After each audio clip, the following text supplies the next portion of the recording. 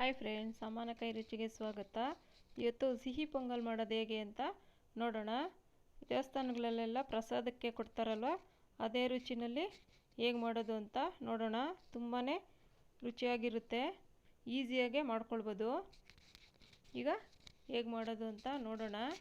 ನೋಡಿ, ಒಂದು ಕುಕ್ಕರ್ ತೊಗೊಂಡು ಅದಕ್ಕೆ ಒಂದು ಲೋಟ ಅಕ್ಕಿ ತೊಗೊಂಡಿದ್ದೀನಿ ನಾನು. ಅರ್ಧ ಲೋಟ ಹೆಸರುಬೇಳೆ ಸ್ವಲ್ಪ ಹುರ್ಕೊಂಡಿದ್ದೀನಿ, ಜಾಸ್ತಿ ಹುರಿದಿಲ್ಲ, ಸ್ವಲ್ಪ ಬೆಚ್ಚಗೆ ಆದರೆ ಸಾಕು. ಈಗ ತೊಳ್ಕೊಳ್ಬೇಕು.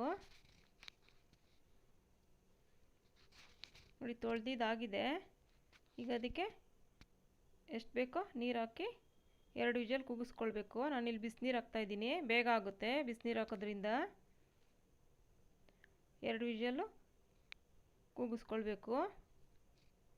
ನೋಡಿ, ಅಷ್ಟೊತ್ತಿಗೆ ಪಾಕ ಮಾಡ್ಕೊಳ್ಬೇಕು, ಒಂದೆಳೆ ಪಾಕ ಥರ. ಇಲ್ಲಿ ನಾನು 1 ಉಂಡೆ ಬೆಲ್ಲ ತೊಗೊಂಡಿದ್ದೀನಿ, ಮುದ್ದೆ ಬೆಲ್ಲ ಬರುತ್ತಲ್ಲ, 1 ಉಂಡೆ. ಅದಕ್ಕೆ ಒಂದು ಸ್ವಲ್ಪ ನೀರು ಹಾಕಬೇಕು. ನೋಡಿ, ಈ ಥರ ಚೆನ್ನಾಗಿ ಕುದಿಸ್ಕೊಳ್ಬೇಕು.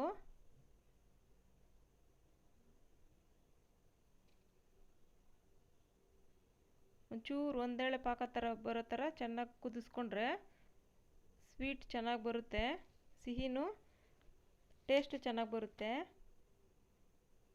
ನೋಡಿ, ಆಗಿದೆ ಈಗ. ನೋಡಿ, ಅನ್ನ, ಹೆಸರುಬೇಳೆ, ಅಕ್ಕಿ ಎಲ್ಲ ಕೂಗಿಸ್ಕೊಂಡಿದ್ವಲ್ಲ, ರೆಡಿಯಾಗಿದೆ. ಈಗ ಅದಕ್ಕೆ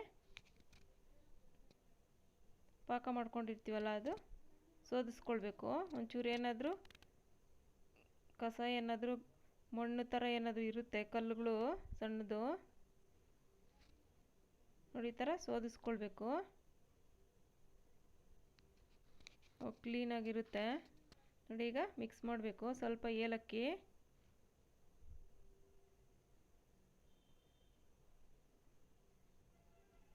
ನೋಡಿ, ಈ ಥರ ಚೆನ್ನಾಗಿ ಮಿಕ್ಸ್ ಮಾಡಿಕೊಂಡು ಒಂದು 2 ನಿಮಿಷ ಸಿಮ್ಮಲ್ಲಿ ಇಟ್ಬಿಟ್ಟು ಸ್ಟವ್ ಮೇಲೆ ಇಡಬೇಕು. ಚೆನ್ನಾಗಿ ಸೆಟ್ಟಾಗುತ್ತೆ ಎಲ್ಲ. ನೋಡಿ, ಈ ಥರ ಚೆನ್ನಾಗಿ ಮೆತ್ತಗಾಗಬೇಕು, ಆವಾಗ ಟೇಸ್ಟ್ ಚೆನ್ನಾಗಿ ಬರುತ್ತೆ. ಈಗ ತುಪ್ಪದಲ್ಲಿ ಹುರಿದಿರೋಂಥ ದ್ರಾಕ್ಷಿ ಗೋಡಂಬಿ ಹಾಕಿದ್ದೀನಿ ನಾನು.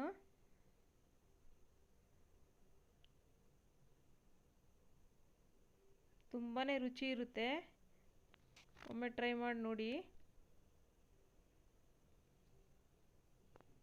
ನೋಡಿ, ರೆಡಿಯಾಗಿದೆ ಈಗ. ನೋಡಿ, ಒಂದು ಬೌಲ್ಗೆ ಹಾಕೋಣ.